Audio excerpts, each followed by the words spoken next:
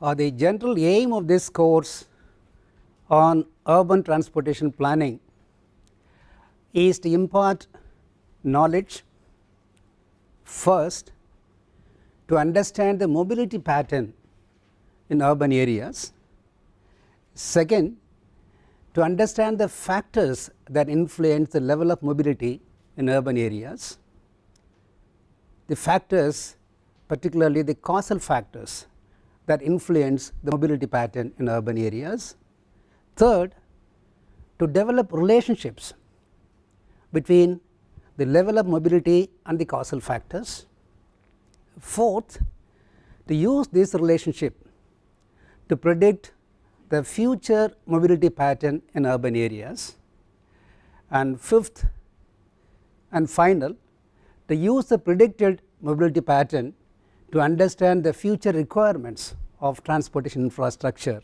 to meet the future demand for transportation. Before getting into the details of the planning process, let us try to understand certain aspects related to transportation itself that are relevant to the subject of this study. For example, if you ask a question as to what is the basic purpose of transportation, the answer is this: the basic purpose of transportation is to provide efficient access to various activities that satisfy human needs. This is the definition or the answer to the question in a nutshell. Therefore, the general goal of transportation planning is to accommodate this need for mobility, isn't it?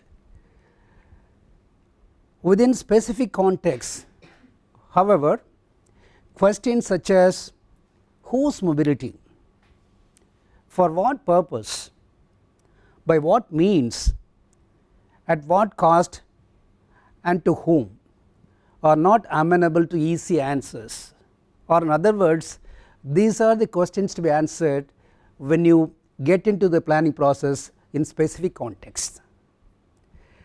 And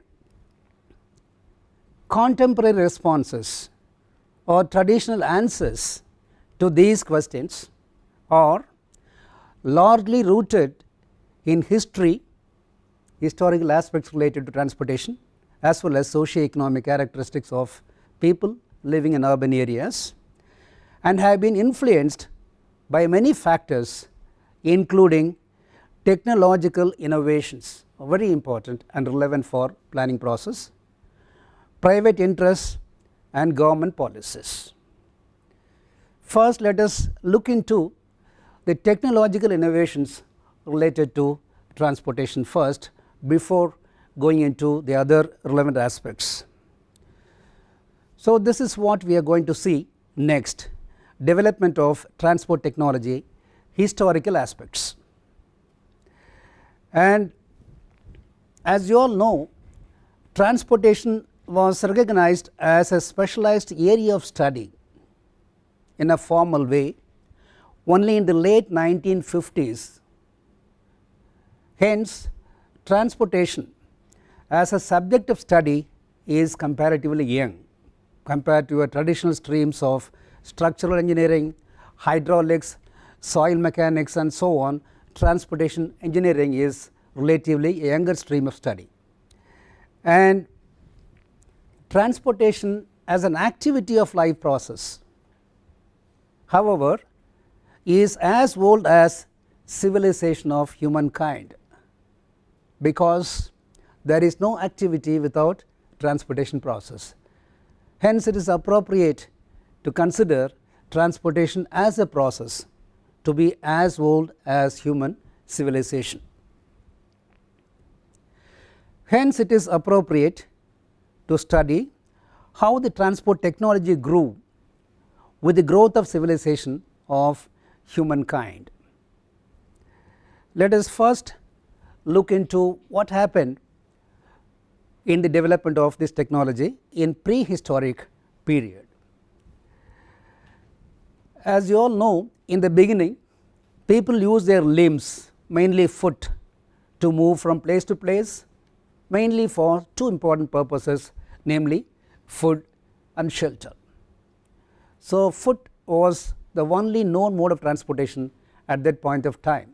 Even today, as you know, foot is a very important mode of transportation, providing access to all other modes of transportation as well as egress from all the different types of modes that we use even today.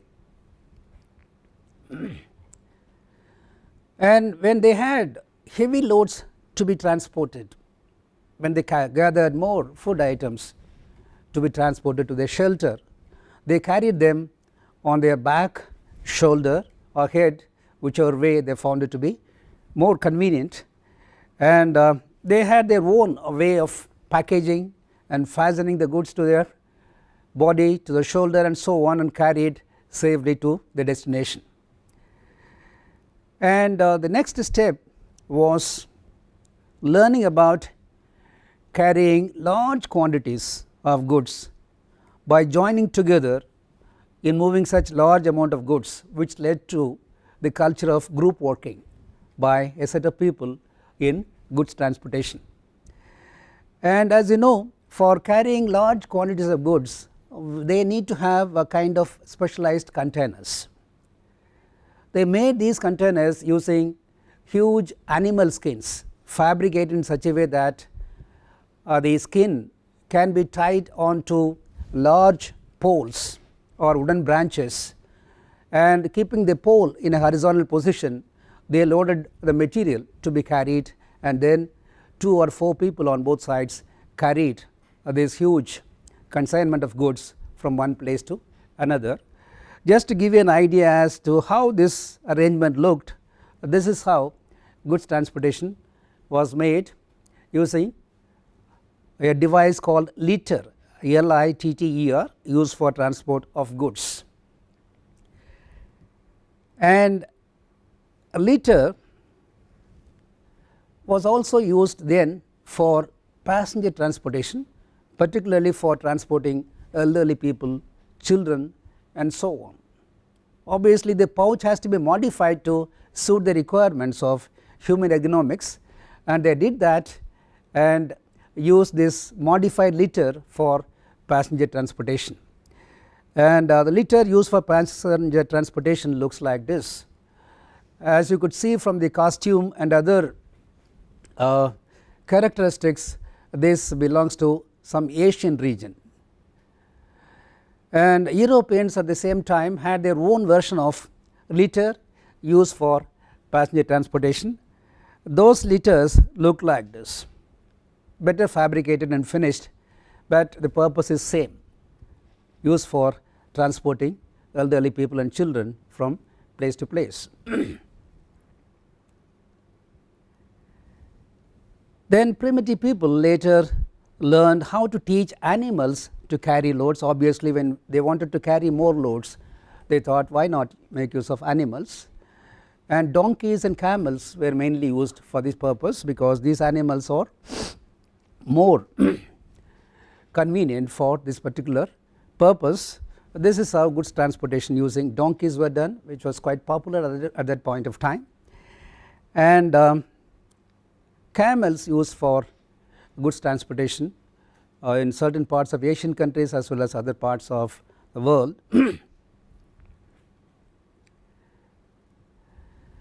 When the terrain and weather conditions were conducive, like snow covered mountainous terrain,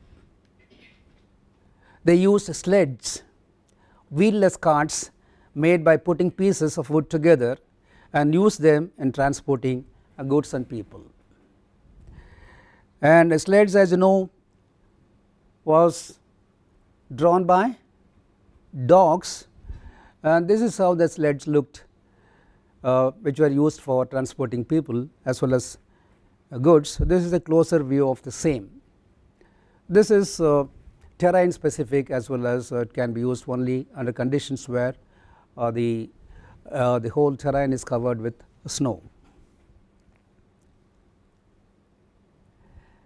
People then discovered that travelling on water could be faster and easier than travelling on land, maybe by observing logs of wood being carried by jungle streams at a faster rate, they realized that using water as a mode of transportation may be more advantageous for faster and smoother movement.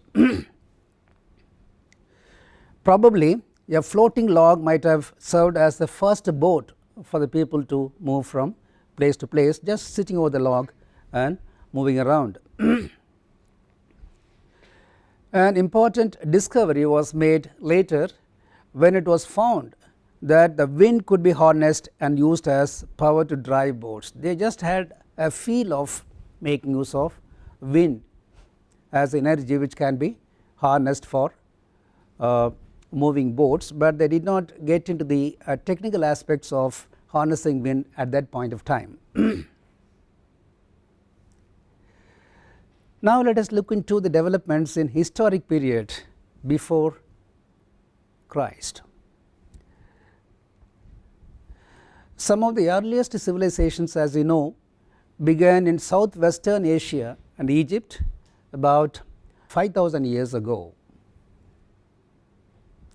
As people gathered together to live in groups in fixed locations, namely villages, agriculture, trade and manufacturing increased, and hence the need for transportation also grew. The pressing need for communities living in different parts for movement of people and goods in large quantities on ground, on the surface, made them to work hard to find a suitable means for movement between the community settlements, namely the villages. This resulted in an important invention which enhanced the transport technology to a significant extent. What is this important invention? Anybody? Yes, please. Yes, the invention of wheel.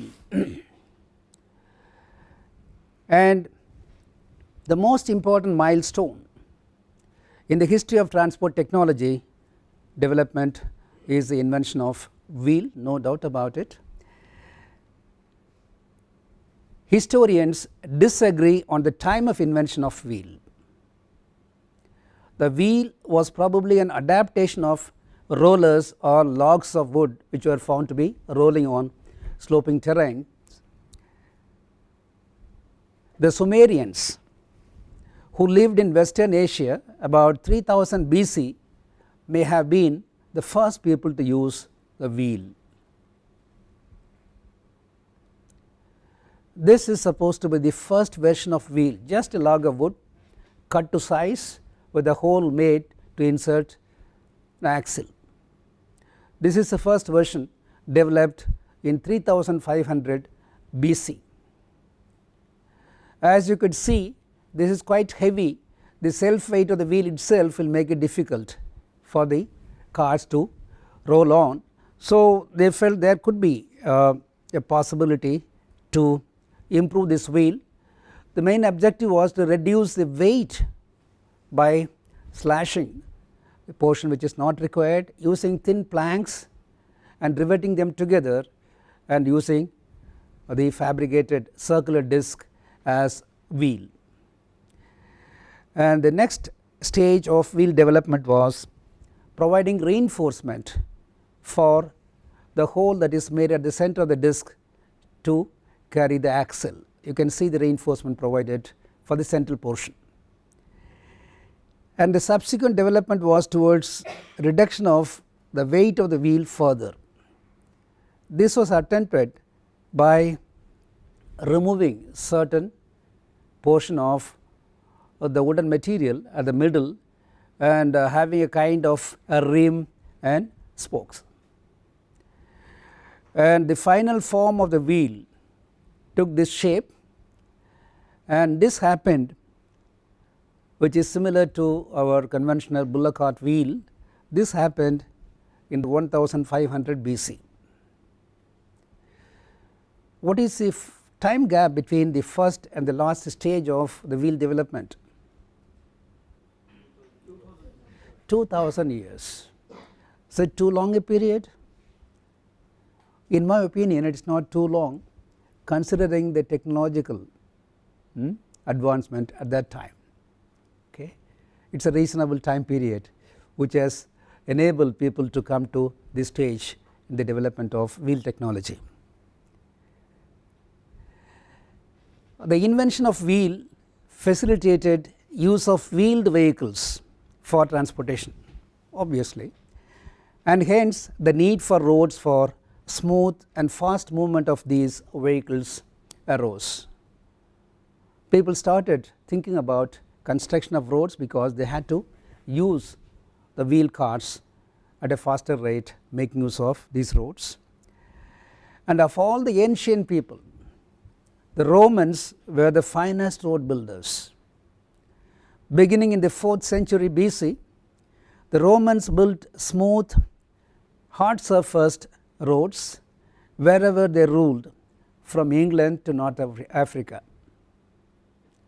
This led to a very popular saying. What is a popular saying? Please put up a hand.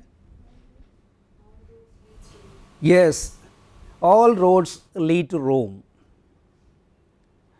Romans were experts in road construction technology at that point of time.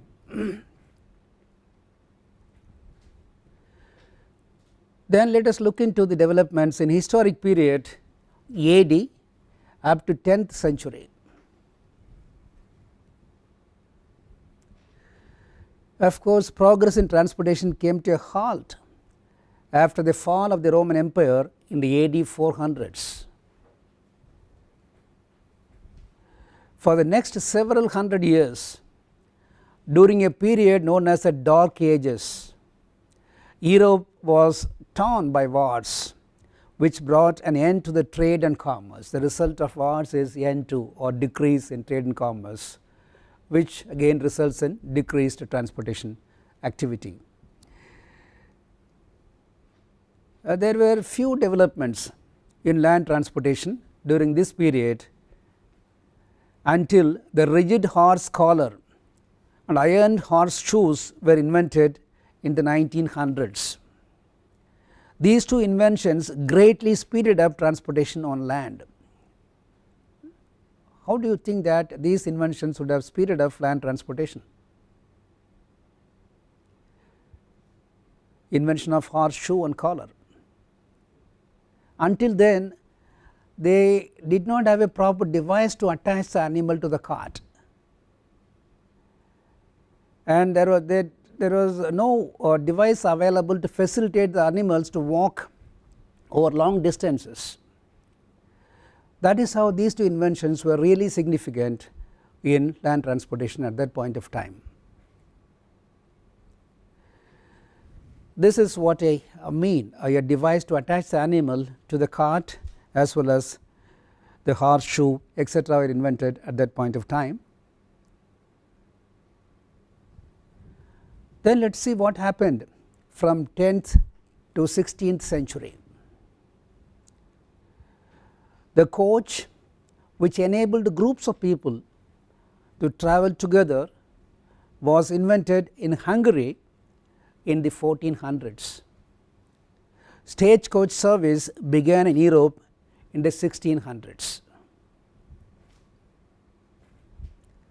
The stagecoach travelled a regular route, stopping at set points or stages to change horses and allow passengers to eat and rest.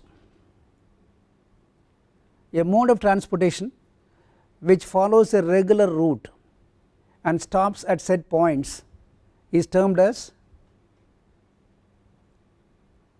a public transportation mode. So these stage coaches were nothing but public transport modes used at that point of time. Okay. These are the stage coaches, a two tired one, people travelling in stage coaches over long distances.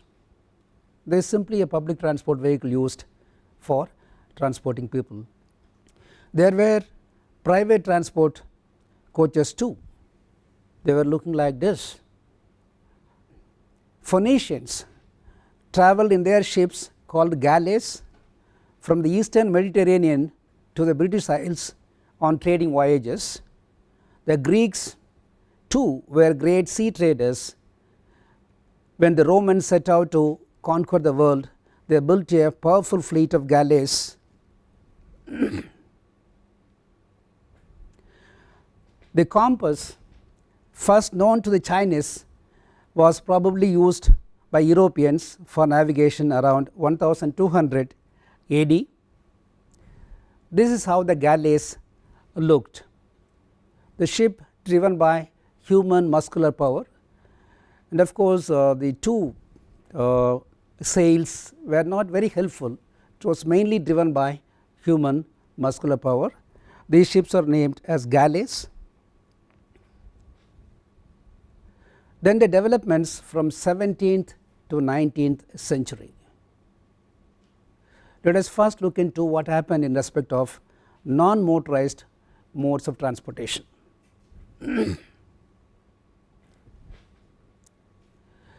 Stagecoaches came into use in the American colonies around 1756 with the setting up of a stagecoach service between Philadelphia and New York.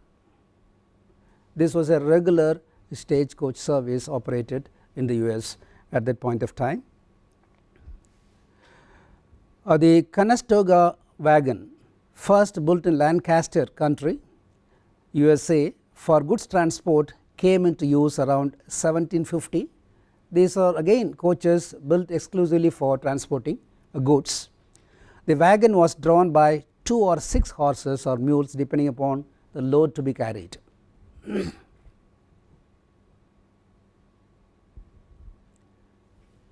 By the 1840s, Americans developed a new type of sailing ship called a clipper ship. But as fast as they were, the clipper ships still depended on favorable winds and currents. The clipper ships look like this. Sails of different shapes and sizes used for moving the whole of the ship, and wind was the main energy used for moving the ship.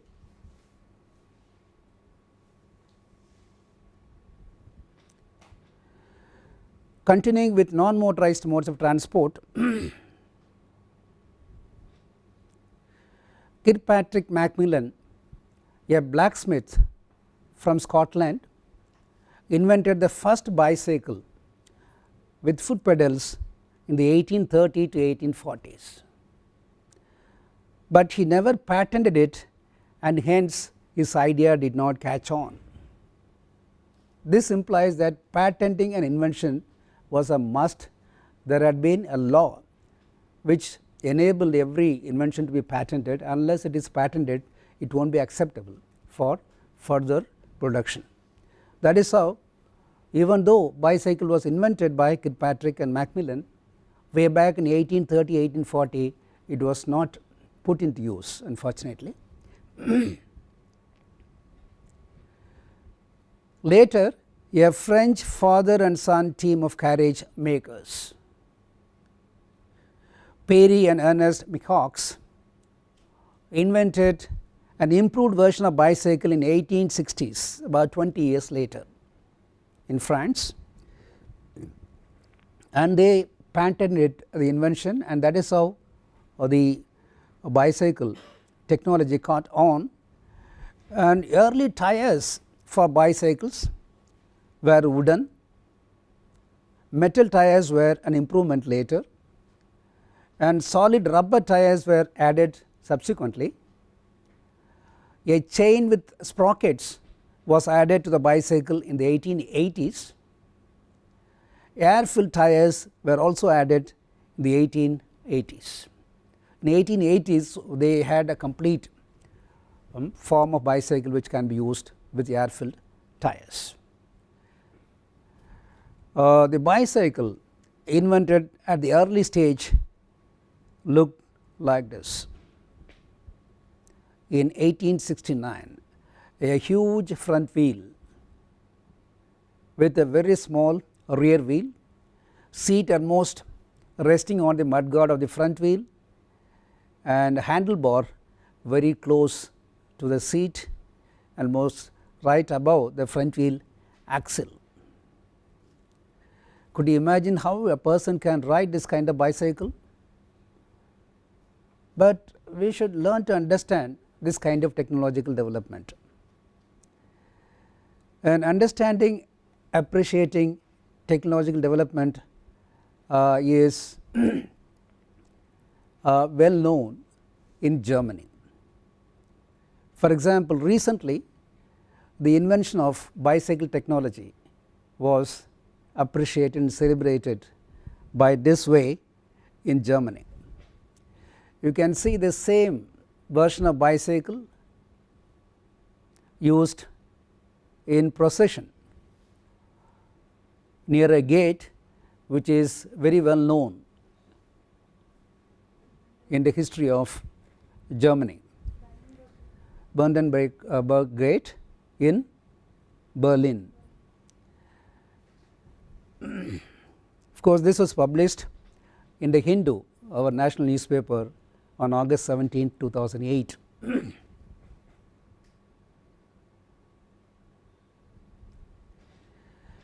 Let us look into the developments in terms of motorized modes of transport during the same period, namely 17th to 19th century.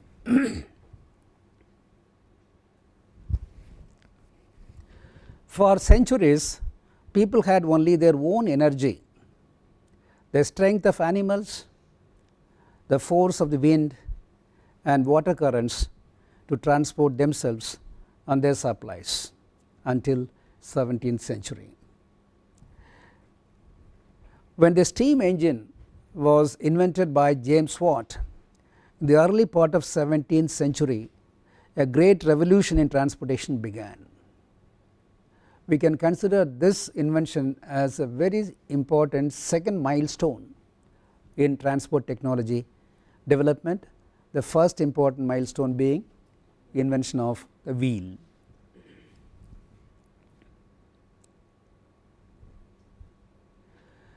James Watt constructed a working model of steam propelled wagon like vehicle in 1781 in England, which was improved upon by several others in the subsequent periods. In 1787, John Fitch, an American inventor, built the first practical steamboat. In 1804, Richard Trevithick built the first steam locomotive to run on tracks. This means that the first application of steam engine was in waterway transportation. This was first used in a steamboat, then used in land transportation involving rail first and then road.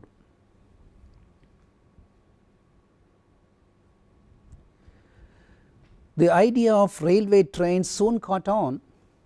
In 1825, the first steam powered railroad for public service, the Stockton-Darlington line, opened in England in 1825. And if you want to have a look at the shape of the train which was used for this service, this is the train which was running between the two cities. You can just look at the size of the wheels, the chimney system, engine and so on.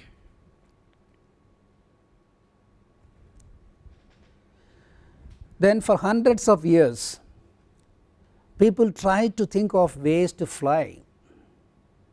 There is no end to ambition to move faster and faster.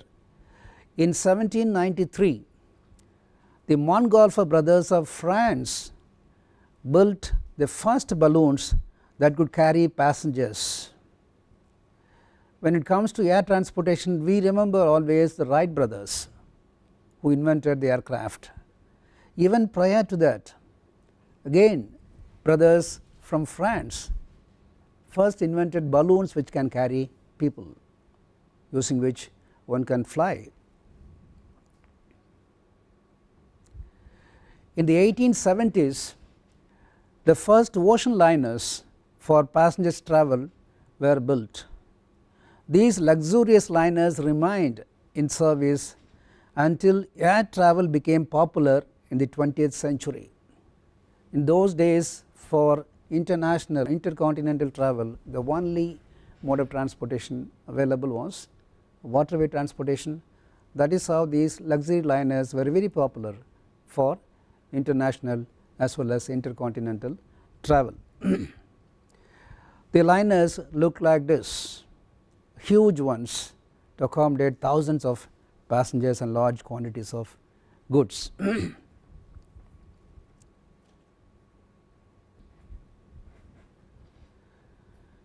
Continuing with motorized modes of transportation, by 1885, two Germans, Gottlieb Daimler and Carl Benz, were making cars with gasoline driven engines, not steam, gasoline driven engines. Soon after this car appeared, other models were also introduced.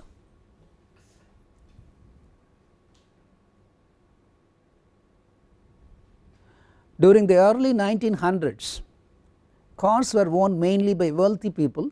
Obviously, the cars were very expensive, only wealthy people could own cars. Henry Ford of Detroit, Michigan in the US introduced a Model T car which most people could afford and soon became famous. People's car, which is quite cheap, can be afforded by a middle class person, was introduced by Henry Ford. In 1900, the Model T car looked like this, introduced by Henry Ford. I do not understand why it is named as Model T car. It looks like inverted letter T, capital letter T. That is the only connectivity I could get out of the shape of this car.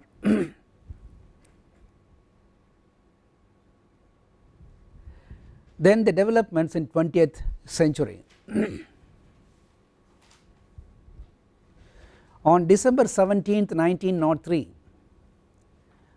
on the beach of Kitty Hawk, North Carolina, the Wright brothers made the world's first successful engine powered flight, and the airplane era had begun. December 17th, 1903. Let us look at the photograph taken at that time on the same day. I will just read out the footnote for this photograph. On December 17th, 1903, the Wright brothers make history as they first fly a powered aircraft with Orville Wright at the controls, that is in the aircraft. The aircraft stayed aloft for 12 seconds in the first attempt, covering a distance of only 120 feet. 3 more flights took place at Kitty Hawk, the same beach, that day, the longest lasting 59 seconds and covering 852 feet on the same day. Perseverance, okay, fighting for success, and achieved a significant progress on the same day, just from 12 seconds to 59 seconds and just from 120 feet to 852 feet of coverage.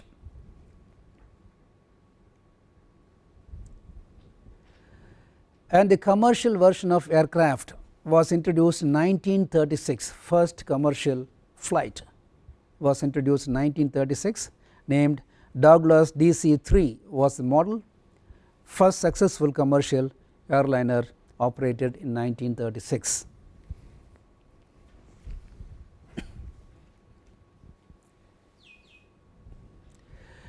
This is about the history of transportation technology development in brief. In this historical background, let us try to understand the transportation and the related technology today. We will see the developments mode wise. Let us first take road transport technology today. I have just shown the different types of vehicles used for road transportation, starting from private vehicles like car, passenger public transport vehicle, buses, and then goods transportation vehicle. What is the maximum speed one can achieve using car today? At the global level? 140 kilometers per hour. 140 kilometers per hour. It's way beyond this. It is fine for Indian conditions. For example, in Germany, the speeds normally achieved ranges between 180 to 200 plus kilometers per hour. The reason being that there is no speed limit in the autobahns of Germany. So, generally you can understand that it is possible to move at a speed of 200 plus kilometers per hour in a private road transport vehicle like car. That is the level of transport technology development today as far as private transportation by road is concerned. Buses, even articulated buses, can reach a speed of 100 plus kilometers easily for commercial operation, provided the road condition is conducive for such speeds.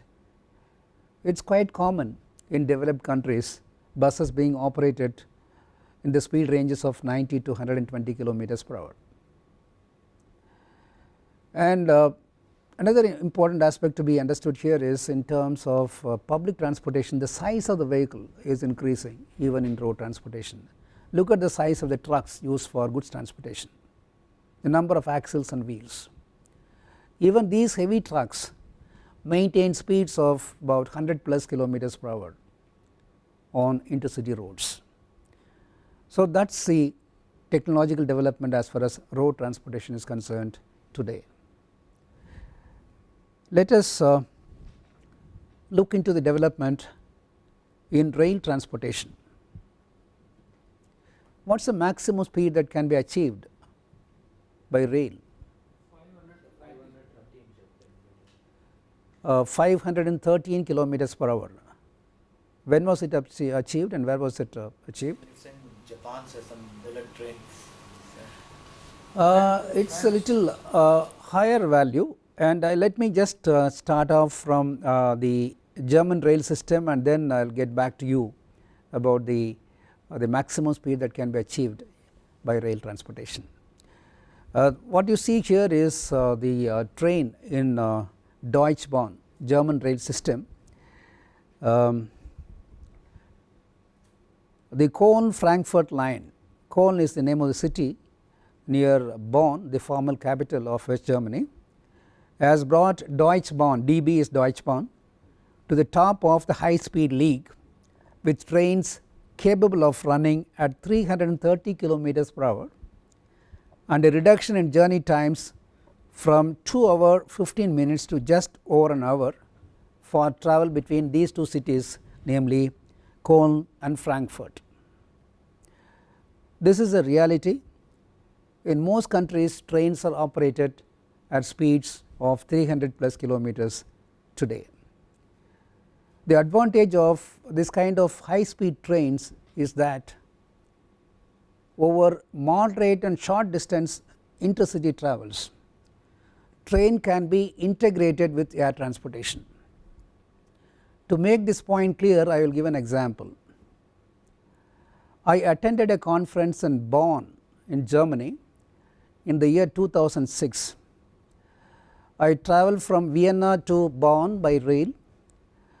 My return journey was by air from Köln to Frankfurt, then Frankfurt to Chennai. A few days before my date of return journey, I contacted the travel agent to get the ticket confirmed and get some additional details regarding the time of reporting and so on. At that time I was informed that I have to go to Cologne railway station for checking in my baggage and take a train to Frankfurt airport and then fly from Frankfurt to Chennai. I was surprised and annoyed to hear that an air traveller is asked to travel by train over a short stretch between Cologne and Frankfurt. Then I came to know that travel by train for this particular stretch is faster than air, considering door to door travel time, the access time, egress time, and the time required for reporting at the airport, and then time required to get out of the airport to your destination point, and so on. If you consider door to door travel time for this distance of 200 plus kilometers, train travel is faster than air travel. Then I was really happy and reported at Cologne railway station. My baggage was checked in at the railway station itself. The train started on time. When I entered the train, it was a pleasant surprise. It was so spacious, much bigger seats than normally you find in an aircraft, quite comfortable. The route was along the river Rhine from Cologne to Frankfurt. It was a pleasant ride. The journey time was just an hour and 10 minutes. When the train stopped at Frankfurt, I realized that I was inside Frankfurt airport. Train comes into the terminal building area, and I got out of the train, took an escalator, and directly get into the gate through which I have to get into the aircraft. So this implies that high speed trains facilitate really reduction of travel time when your travel time or when your travel involves different stretches involving both short and long stretches. And there are other developments. Recently, world's fastest rail link in China was introduced. This was a news item published in the national newspaper Hindu on 27/12/2009.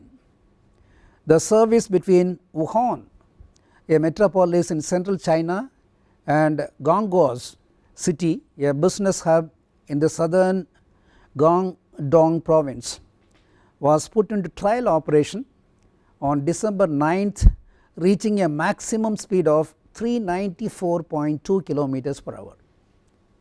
394.2 kilometers per hour. We are concerned with commercial operating speeds of different modes, even though experimentally they would have tried with these modes at higher speeds. Our concern is about commercial operating speeds, and commercial operating speed of this train is fixed as 350 kilometers per hour.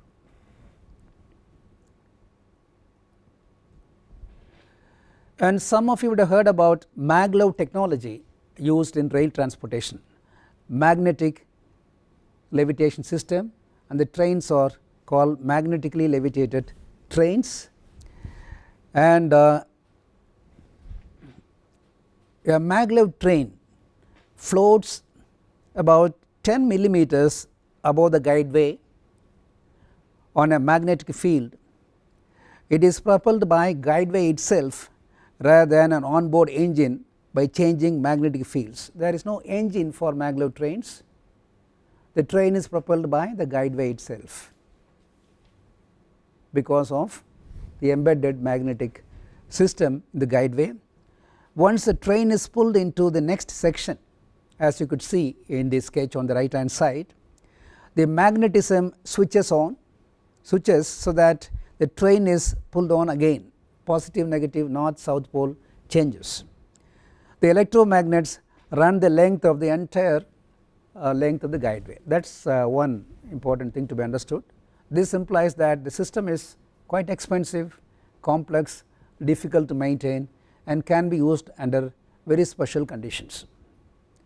The maglev system was first developed in Germany, and a demonstration piece of maglev train was run in Berlin for quite some time. and Germans found that this system may not be operated to be economically viable in Germany, and they were trying for markets outside Germany. In the process they fixed a country which can buy this technology and run trains on commercial basis. The name of the country is, could you guess? China. Right, and the Chinese have bought the technology and they are running maglev trains today. This is a train. In January 2003, the world's first commercial maglev train was inaugurated in Shanghai, China. It links the new Shanghai Pudong International Airport to the center of Pudong on the eastern part of Shanghai. The system has a length of about 30 kilometers with maximum speed of about 440 kilometers per hour. It takes about 8 minutes to go from one end to the other, making it the fastest urban transit system in the whole of the world, or I would say even fastest rail transportation system in the whole of the world. 440 kilometers per hour, the commercial speed. And in July 2006, I happened to visit Shanghai for attending a conference. For travel from the airport to Pudong city center, I used the same system and found that it took exactly the same time to reach the city center from the airport. The train is quite comfortable. They have separate space for putting your baggages, and the information system is very good. The advantage enjoyed by this system here is it is a point to point service. There is no intermediate stop. That way, in spite of the complexity involved in the operation and maintenance of the system, they are able to operate the system successfully, and I was told that the system is operating economically in an economically viable way.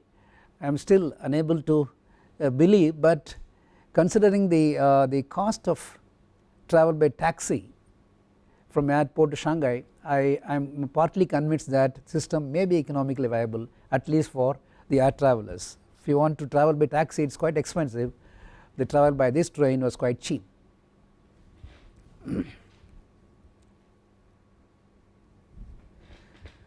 Development in waterway transportation. The development is mainly in the size of the vessels that are used for carrying freight as well as passengers. A very large ship, usually between 100,000 and 400,000 displacement tons, used for transporting oil and other liquids in large quantities. That is what is happening today. Bigger and bigger vessels to transport bulk commodities over long distances.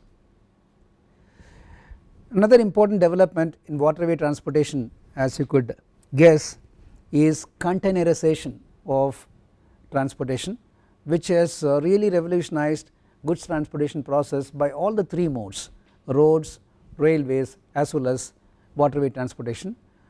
The benefit enjoyed by waterway transportation by containerization is considerably more compared to the benefits derived by this process by the other two modes, namely railways and roadways. Container ships being loaded at a port is shown here. The container ships can carry up to 15,000 containers, per ship, and it is a very complex process because the containers ought to be arranged in such a way that they are easy to be handled at a particular port at a particular point of time. Their destinations, time of arrivals, etc. are computerized, and there is a kind of operation research process going on in handling the containers and transporting and loading unloading of containers and so on. Even though it looks quite simple, the process is quite complex. When you take an overview of the container vessel, it looks like this. just containers stacked as matchboxes in thousands on huge vessels, and vessels being moved at a reasonable speed from one continent to another continent.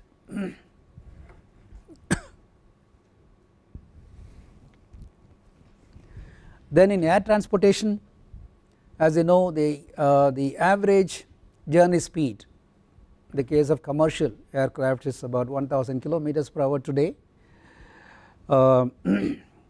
Even though the instantaneous speeds could be slightly higher than this, the average speed is about 1000 kilometers per hour. And we enjoyed high speed air travel for some time. Some of you would have heard about Concorde aircraft, which was operated at a speed of 2000 plus kilometers per hour, and it was grounded in November 2003 due to commercial viability to some extent and technical reasons. There were some technical snags. The company was not willing to take risk, and even at that time the aircraft was operated between selected cities like Paris, London, Paris, New York, Paris, Toronto, and so on, where the terminal facilities were sufficient to handle this kind of aircraft. Today, unfortunately, Concorde is not being operated. So it is a history. We have touched air travel speed of 2000 plus kilometers earlier, now traveling at a speed of only 1000 plus kilometers per hour.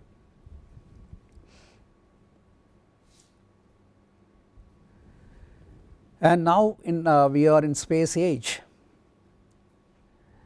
and transport technology has extended over space, and a spacecraft is a device designed to operate beyond the surface of the earth in outer space. Spacecraft may either be unmanned or manned, as you know, and